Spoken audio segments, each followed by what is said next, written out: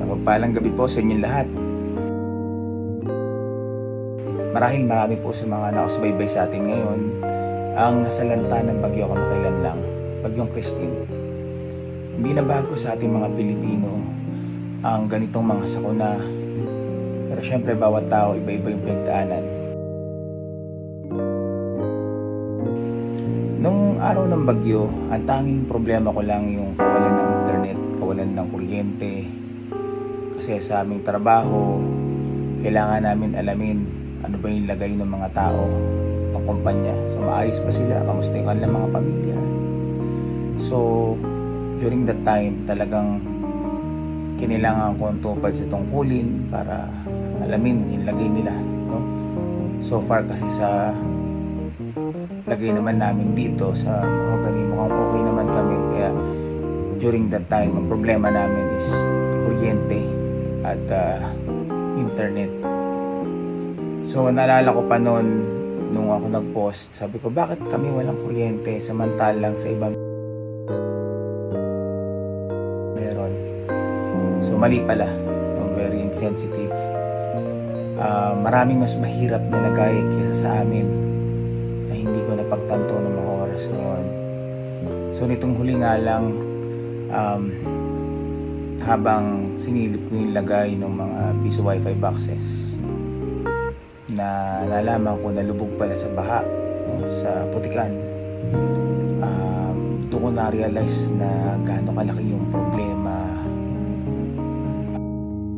at least sa lagay ko, no? Of course lugi yun, tsaka financial, sabay pa sa financial problems.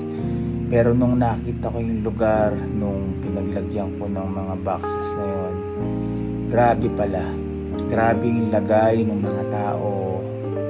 Yung kanilang bahay washed out, buti hindi sila tinangay dun sa ilog, no?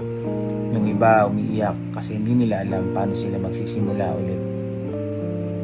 So sabi ko, ako ito lang yung pinagdaanan ko.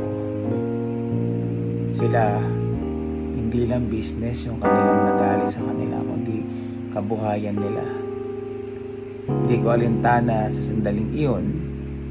May mga taong nawalan ng bahay, nawalan ng sasakyan, nawalan ng mahal sa buhay. May mga lugar na kahit mga nakasakay na sa sasakyan, nahulog pa rin sa ilog. So nangyayari itong mga gantong bagay, bagamat hindi natin napapansin dahil nakatuon lang tayo sa sarili natin. Pangailangan hindi natin nakikita na kahit papaano merong mas na-blessed tayo, no? So dito ko na-appreciate yung kabutihan ng Diyos. You need to feel too blessed to be stressed. Otherwise, you will just feel too stressed to know that you're actually blessed. Ang iba sa atin maaaring nasa evacuation centers pa, pero patuloy na nandiyan ng Diyos para dugtungan ang bawat hininga at buhay nila araw-araw. Marunong ang Diyos, maawain ng Diyos. Sabi nga sa Salmo 145:9, the Lord is good to all, and His compassion is over all that He has made. Sa Tagalog, ang Panginoon ay mabuti sa lahat, at ang kanyang mga malumanay na kaawaan ay nasa lahat niyang mga gawa.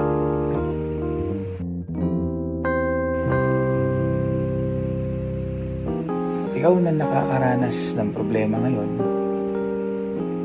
hindi ka pababayaan ng Panginoon. Ikaw ay babangon at ibabangon ng Panginoon. Sama-sama tayo manalangin. Panginoon, maraming salamat sa iyong salita, sa iyong paalala na ikaw ang may kontrol at may nilikha. Ikaw ang sandigan at hindi mo kami pababayaan. Patuloy mo kaming gabayan at ang aming kalooban ay patuloy na lakasan. Lahat ng ito ay tinataas namin sa ngalan ng anak mong si Jesus. Amen.